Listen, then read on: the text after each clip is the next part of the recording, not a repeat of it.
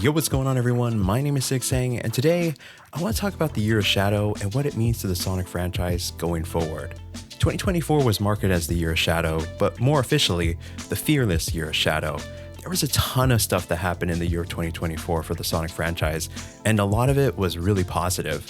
But before we get into that, I want to talk about the end of 2023 and how that transitioned into the Year of Shadow. Towards the end of 2023, we had the end of Sonic Prime, the Netflix series, which, had a little bit of a positive and negative reception. Positive for the general audience, but negative for most of the diehard Sonic fans. We had the release of Sonic Superstars, which, like Sonic Prime, was also kind of a mixed bag. Overall, it wasn't a horrible game, but it wasn't exactly a peak 2D Sonic game like some people were expecting. We also had the end of the Sonic Frontiers DLC released, which included Tails, Knuckles, and Amy. We had Sonic Dream Team released on Apple Arcade, and we had the beginning of the Sonic Symphony Tour, which I was fortunate enough to go to the first show in LA at the end of 2023. But probably what was most relevant to the Year of Shadow was the first teaser of Shadow in Sonic Movie 3. Although this wasn't like a grandiose reveal of Shadow as a character in the movie, seeing him, just the statue or whatever this was, and the design of his shoes got a lot of people talking. And again, it's just crazy to think that this happened at the end of 2023, because in retrospect, it feels like it happened in 2024. And that's actually a good spot to segue talking about 2024. Something that happened that a lot of us weren't anticipating was the re-release of Sonic Generations. Kind of like a remaster ported to modern consoles as well as PC. Even though it was already on PC and playable, I think, on the Xbox store, just having it upscaled and playable, because the PC port's not exactly the best, as is a lot of Sonic PC ports at this point. Just having that in general was something I think a lot of people were happy with, but the second part of it, the X Shadow Generations, was really the main thing people were looking forward to.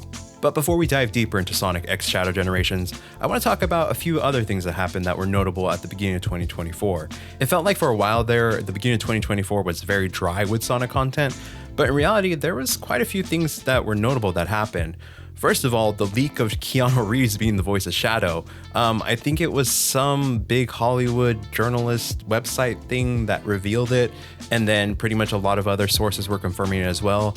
But Sega, Paramount, Sonic Team, they didn't confirm Keanu was the voice until we got the actual teaser trailer for the movie, which didn't come out until like August.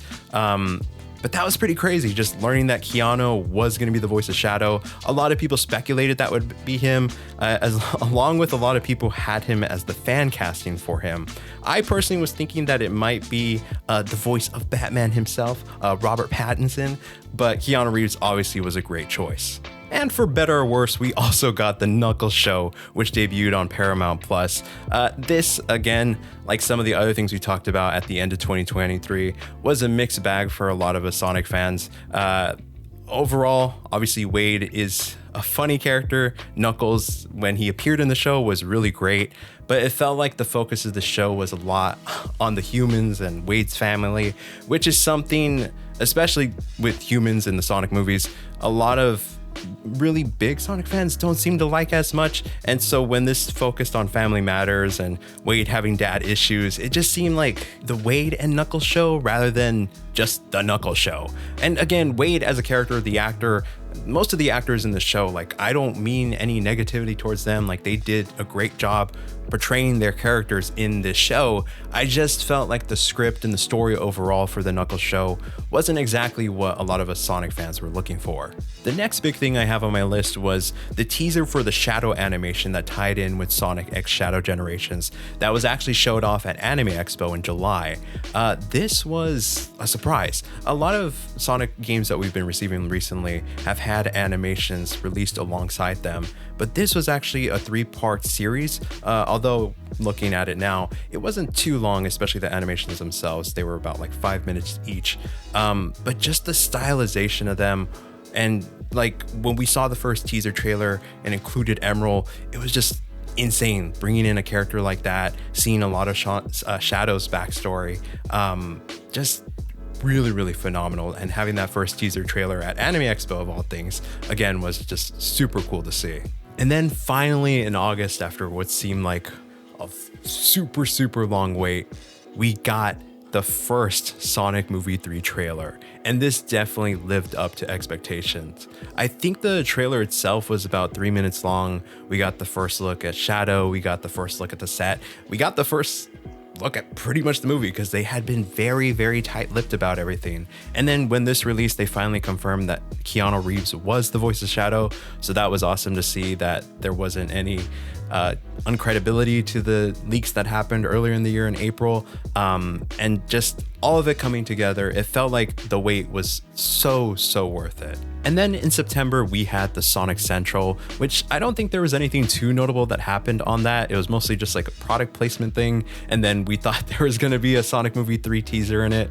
But in reality, it was just like a thanking of the fans for waiting for Sonic Movie 3 and everyone's support for it, which is nice.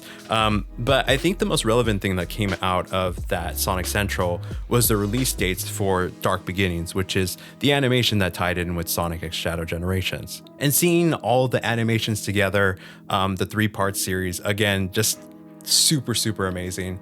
It was, I know there's like debate on like if it's an actual animation because some of it's like 3D rendered in Blender, but to me it is an animation. It's not like a 3D animation like Sonic Prime. I feel like that's different. I'm not like an artist, so I can't really speak too much on like the intricacies of it or the actual differences of it. But anyways, my point is, we need a Sonic series like this, a full-blown series, whether it's going to be on Netflix, Paramount Plus, whatever it may be. Give us something like this. I feel like I hear from a lot of people that their favorite media in the Sonic series was Sonic X, which was an animation that was debuted on 4Kids or Jetix, or I don't remember. I think it like transitioned between channels when I was a kid, and then overseas it might have been different. But the anime that was Sonic X was so cool, and it hasn't been replicated since then. So giving us something that's like Dark Beginnings in a modern series that's like 12 episodes, 24 episodes, I mean 300 episodes, whatever. Like if they decided to do something that was like a full-length series, I think it would be a major hit. The animations that they do for the games, teasing them for Sonic Frontiers, for Sonic Mania, for all the Sonic games they've done recently, they've all done super well on YouTube, so it just seems like a no-brainer to go all out with the series like this. And then we got probably the second biggest event in the Sonic franchise for the year of 2024, the release of Sonic X Shadow Generations. Sonic Generations didn't change too much. There was a few like quality of life things they added, some bonus challenges they added to the thing. I'll be honest, it's a hot take. Sonic Generations isn't my favorite Sonic game. It's actually probably not in my top 3, but Shadow Generations, even though it was super short, just a couple hours of gameplay, maybe like 4 or 5 hours if you want to play it to completion, that was just phenomenal. Everything from the level design, the story, the music, it just seemed like they were firing on all cylinders with this game. And I feel like with the concepts and things that they did with Shadow Generations, if they can bring this into the next mainline Sonic game, again, this would just be freaking crazy. And I just really hope they capitalize on that, because Sonic Frontiers, even though it was a good game, there was a lot of things it could fix. And Shadow Generations is a short game, probably easier to implement a lot more of that stuff since it's not like a full-length game. I just feel like if you put that much care into a full-length Sonic game, the next full-length Sonic game, it would be not just a hit among Sonic fans, but just the gaming community in general. And then we had the final big thing released in 2024, Sonic Movie 3. Just the best Sonic movie in the franchise by far. I don't think that's debatable by any means. Whether you're a casual fan, if you're the biggest Sonic fan, this was a culmination of everything they had been working for since Sonic Movie 1.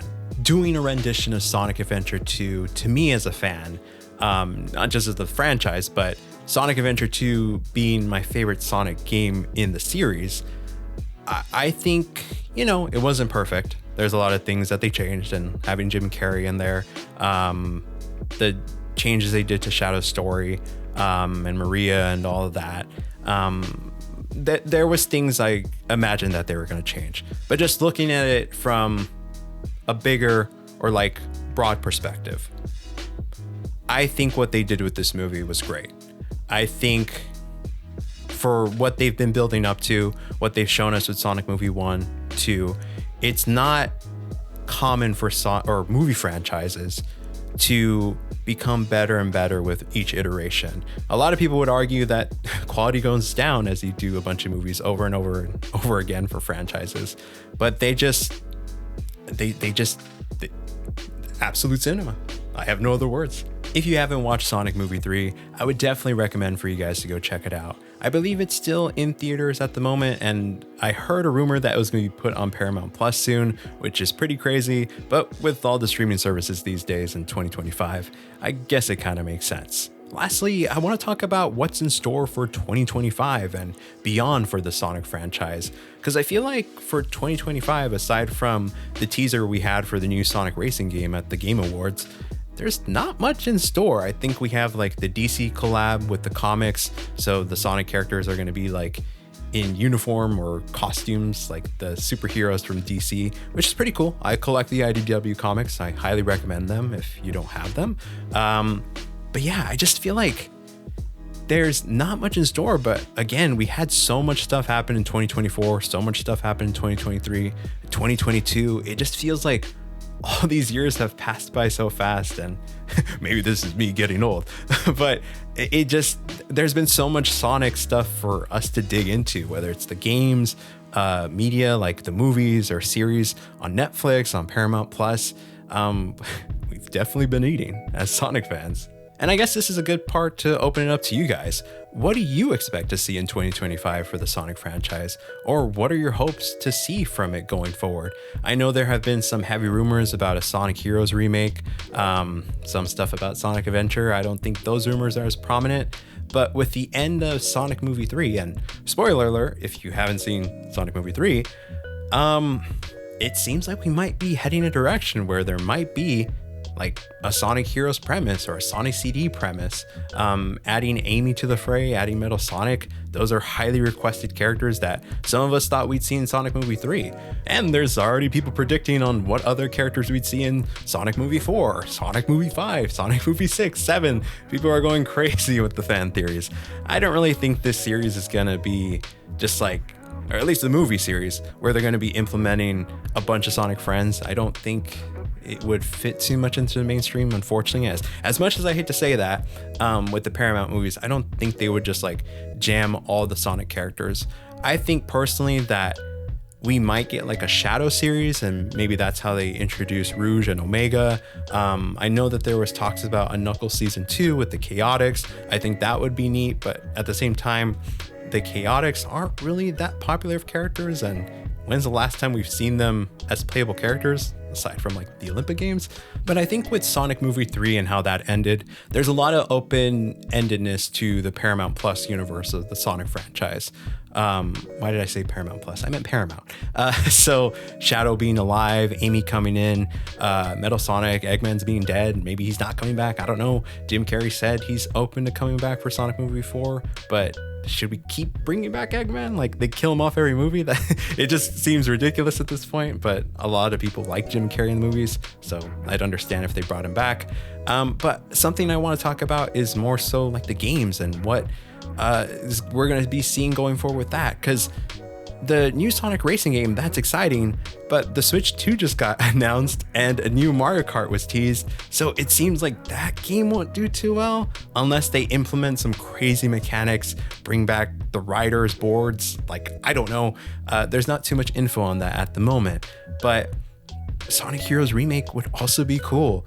Sonic Adventure remake would also be cool. There's also the possibility of Sonic Frontiers too, because it seems like what they built with Sonic Frontiers, they want to implement into the next game as well. I would actually like to see an open zone game that implemented city structures or more just, I don't know, like urban landscapes. I think that would be really cool. Obviously, an open area like we had in Sonic Frontiers is more common with these open world games. Oh, sorry. I meant open zones, because that's what we're calling them. But I think it would be really sick to go back to a city where we have humans and Sonic characters just like living in tandem, akin to like Sonic Adventure. And I think that's why maybe some people are really wanting another Sonic Adventure game, like a Sonic, maybe not Sonic Adventure 3, but like a Sonic Adventure 1 remake.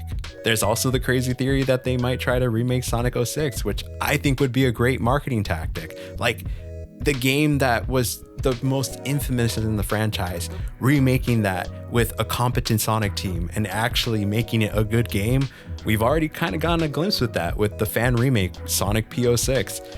I think it could work. I mean, I'm one of those crazy Sonic fans that believes that Sonic 06 could be a good game if implemented properly, and I feel like a lot of people agree after playing the fan remake or the fan remaster of the game. But anyways, I'm kind of just yapping at this point. This video isn't scripted by any means. It's just me talking about, again, the Year of Shadow, what we're looking forward to, and just speaking my mind. And I think I kind of just wanted to make this video because it's been a long time since I've put a video on this channel, and I think the Sonic franchise is probably in the best spot it's been in at least the past 15 years, maybe the past 20 years. And it's kind of crazy to think about that this franchise, which has seen some of the lowest of lows, is still going strong. And I think at this point, Sega knows what they need to do to bring this IP to be one of the big faces of the video game community. Because for the longest time, Sonic was a laughingstock. It wasn't cool anymore. It was just ridiculed by so many people online. And there was a period of time where I didn't play any of the Sonic games because, not just because they were putting out bad product, but in general, I wasn't that much into video games. But things like the movie series brought me back in. It got me interested to see where things were going with this franchise. And I think there's a lot of people that maybe are in the same situation or have not been into Sonic at all. And putting out great stuff like Sonic X Shadow Generations, Sonic Movie 3 is, again, a step in the right direction. Anyways, I've yapped enough in this video. If you enjoyed it, make sure to give it a thumbs up and also subscribe to my channel. I plan on doing more video game content like this in the future, so if you enjoyed it, I'd really appreciate it if you stuck around. Thank you so much for watching. Hope to see you in the next one, and have a great rest of your day. Peace.